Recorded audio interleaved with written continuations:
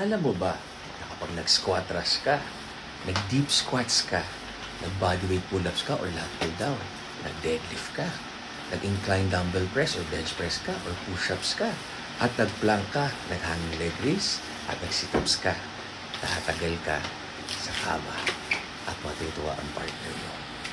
Yan ang mga benefits ng working out at yung blood flow malupit, parang muscle, parang Carlos Agassi, tigas na tigas. So yun ang benefits. Pero yung size, di siya liliit, di siya lalaki. So wala kinalaman ng pag-workout sa iyong junjun. Mga insecure lang ang nagsasabi niyan kasi nakita na nag-improve yung katawan mo, lumalaki, tapos yung junjun mo, ganun pa rin. So para mawalan ka ng confidence sa tumigil ka sa pagpapaganda ng katawan mo, sinisiraan nila yung, yung motivation mo at yung confidence. So keep doing you, be happy, stay true. Tama kayo, mali ako, I'm not your doctor. Do over for you. Happy, healthy guys.